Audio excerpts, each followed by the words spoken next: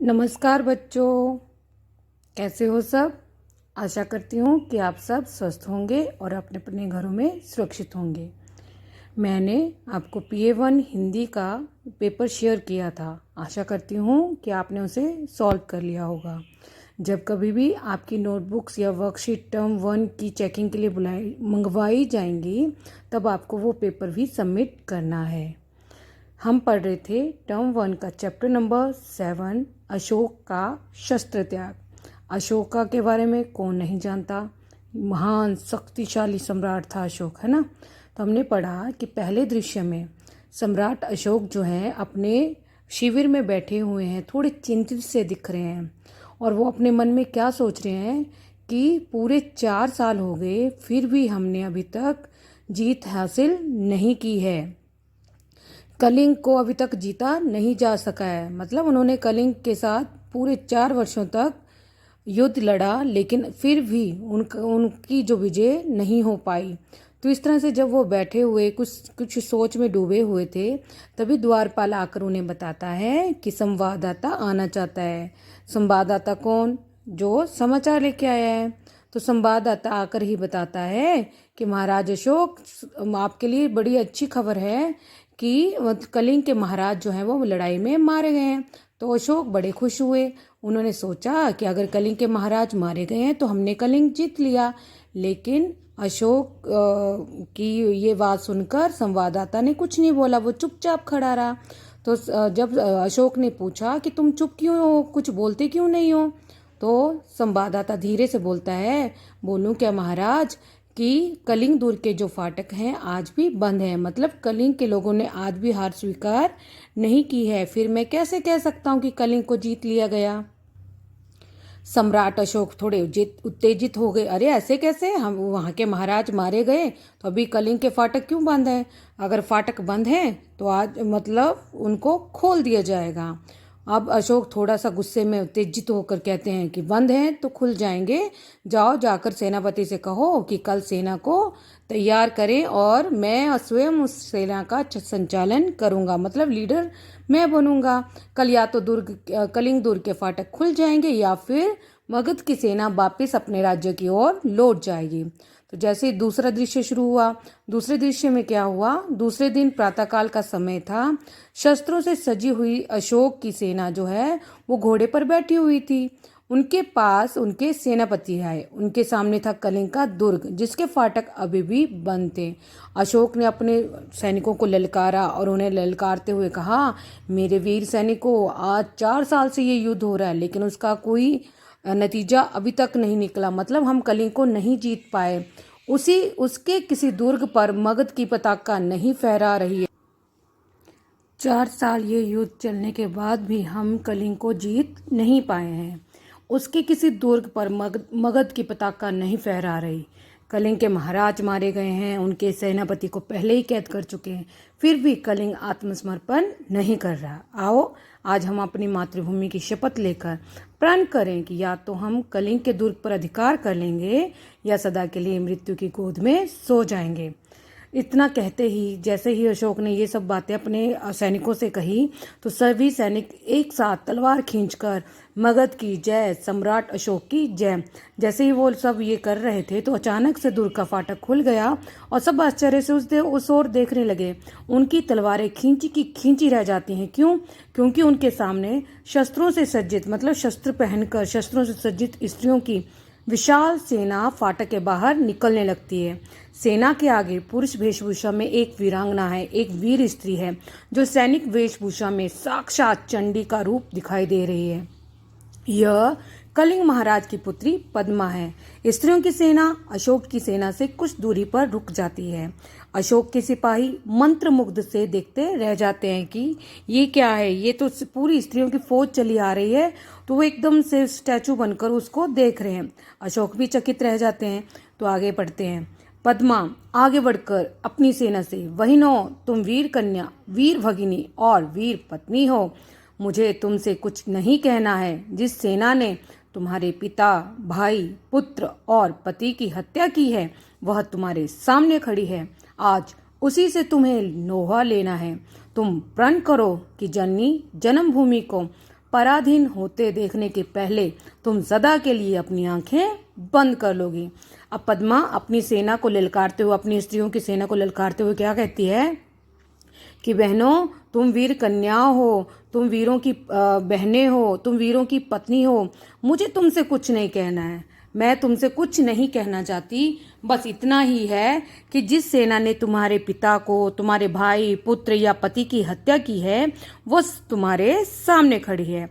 आज उसी से तुम्हें लोहा लेना है, मतलब आज उसी से तुम्हें लड़ाई लड़नी है।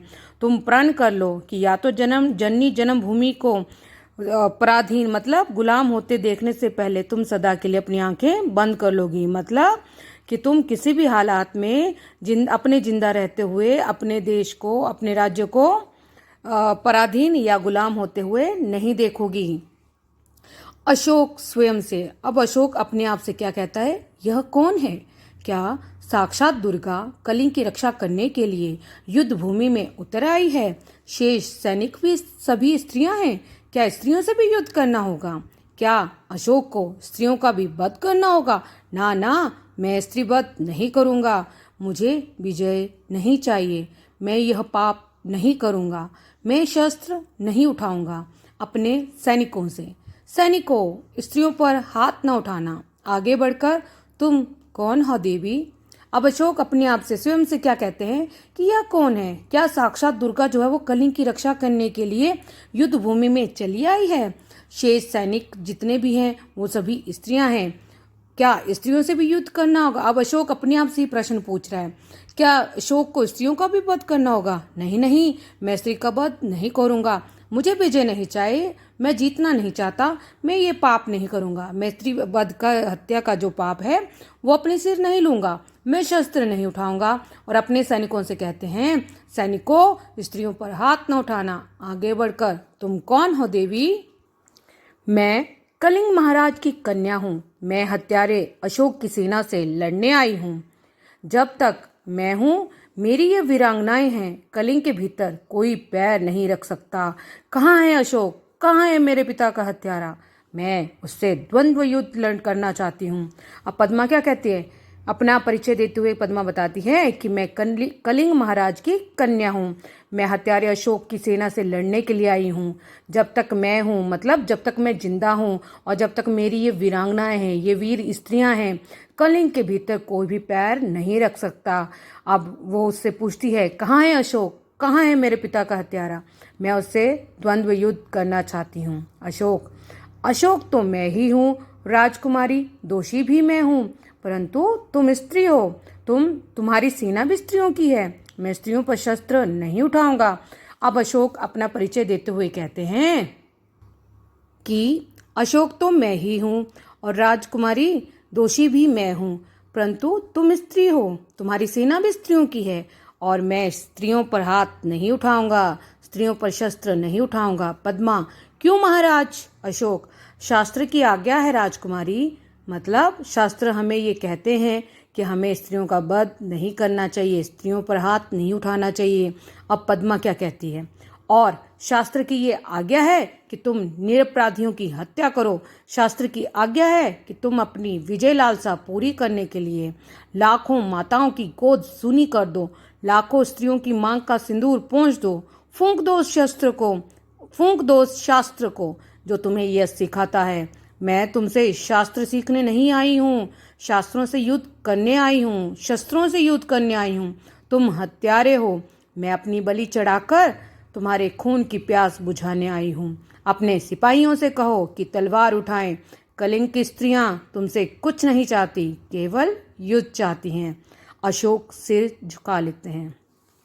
अब पद्मा उसकी बात का उत्तर देते हुए कहती है, और ये शास्त्र की आज्ञा है? क्या ये शास्त्र तुम्हें आज्ञा देते हैं कि तुम निरपराधियों को, जिनका कोई कसूर नहीं है, उनकी तुम हत्या करो? शास्त्र क्या तुम्हें ये आज्ञा देता है कि तुम अपनी विजय लालसा को पूरने के लिए, अपनी विजय पाने की उस लालच को पूरा करने के लिए लाखों माताओं की गोद सूनी कर दो, मतलब लाखों लोगों को मार दो, लाखों स्त्रियों की मांग का सिंदूर पोंछ दो, लाखों स्त्रियों को विधवा कर दो, फूंक दो उस शास्त्र को जो तुम्हें ये सिखाता है? मैं तुमसे शास्त्र सीखने नहीं आई हूँ। पद्मा से कहती है, मैं तुमसे शास्त्र सीखने नहीं आई हूँ, मैं तुमसे मैं तुमसे शस्त्रों से युद्ध करने आई हूँ। तुम हत्यारे हो। मैं अपनी बलई चढ़ाकर तुम्हारे खून की प्यास बुझाने आई हूँ। अपने सिपाहियों से कहो कि तलवार उठाएं। कलिंग की स्त्रियां तुमसे कुछ नहीं चाहती, केवल युद्ध चाहती हैं। अब अशोक ये सब सुन के अपने सिर को झुका लेते हैं। पद्मा, क्यों सिर क्यों झुका लिया महाराज? मैं युद्ध चाहती हूँ, केवल युद्ध। आज आपके भीषण युद्ध की पुर्णाहुति होगी। अब पद्मा उसे कहती है, क्यों सिर क्यों झुका लिया महाराज? मैं युद्ध चाहती हूँ और केवल युद्ध। आज आपके भीषण युद्ध की पूर्णाहुति होगी। जो आपने इस तरह का जो भीषण युद्ध अभी तक चलाए रखा है, आज उसकी समाप्ति होगी, आज उसकी पूर्णाहुति की जाएगी। अशोक, बहुत हो चुका राजकुमारी, मैं अब युद्ध नहीं करूँगा, कभी युद्ध नहीं करूँगा। तलवार नीचे फेंक देते हैं। अब अशोक राजकुमारी से कहते हैं कि बहुत हो चुका, अब मैं युद्ध नहीं करूँगा और कभी भी युद्ध नहीं करूँगा। अपनी तलवार को वे नीचे फेंक देते हैं। पद्मा, यह क्या महाराज? अशोक अपने सैनिकों से, तुम भी अपनी तलवारें नीचे फेंक दो। आज से अशोक तुम्हें कभी किसी पर आक्रमण करने की आज्ञा नहीं देगा। फेंक दो अपनी तलवारें। सभी सैनिक अपनी अपनी तलवारें फेंक देते हैं। अब अशोक अपने सैनिकों से क्या कहता है कि तुम भी अपनी तलवारों को नीचे फेंक दो। आज से अशोक ये प्रतिज्ञा लेता है कि वह कभी किसी पर आक्रमण करने की आज्ञा नहीं देगा। अपनी अपनी तलवारों को फेंक दो और सभी सैनिक जो हैं वो अपनी अपनी तलवारें फेंक देते हैं। पद्मा आगे बढ़कर, मैं भुलावे में नहीं जी सकती महाराज, मैं तुमसे युद्ध करूंगी, मुझे अपने पिता का बदला लेना है।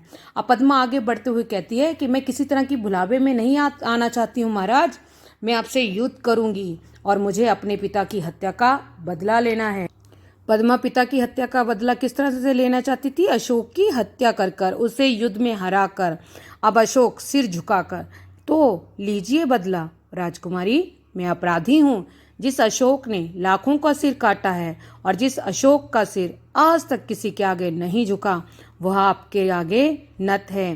काट लीजिए इस सिर को, मैं हथियार नहीं उठाऊंगा, मेरी प्रतिज्ञा अटल है। अशोक सिर झुकाकर खड़े हो जाते हैं। अब अशोक सिर झुकाकर क्या कहते हैं? तो ले लीजिए बदला राजकुमारी, मैं अपराधी हूँ। जिस अशोक ने लाखों का सिर काट दिया, जिस अशोक का सिर आज तक किसी के आगे नहीं झुका, वह आपके आगे झुका हुआ है, वह आपके आगे झुक गया। नत होता है झुकना। काट लीजिए इस सिर को, आप चाहें तो इस सिर को काट सकती हैं, मैं हथियार नहीं उठाऊंगा, मेरी प्रतिज्ञा अटल है। अटल मतलब जिसे चेंज नहीं किया जा सकता, बिल्कुल अटल, बिल्कुल स्थिर। अशोक सिर झुकाकर खड़े हो जाते हैं। पद्मा, तो जाएं महाराज, स्त्रियां भी निहत्थों पर वार नहीं करेंगी। निहत्था होता है जिसके हाथ में किसी प्रकार का कोई अस्त्र शस्त्र नहीं होता। तो पद्मा कहती है, तो जाइए महाराज, हम स्त्रियां भी क्या निहत्थों पर कभी वार नहीं करेंगी, निहत्थों से लड़ाई नहीं करेंगी।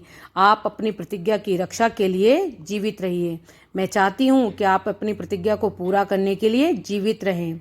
तो ये थे अशोक का शस्त्र त्याग के 2 दृश्य, जिसमें हमने जाना कि किस तरह से युद्ध क्षेत्र में पद्मा के आगे महाराज अशोक नतमस्तक हो गए और उन्होंने ये अटल प्रतिज्ञा कर ली कि वह जीवन में कभी भी शस्त्र नहीं उठाएंगे, कभी भी युद्ध नहीं करेंगे और अपने सैनिकों को भी उन्होंने यही करने का आदेश दिया।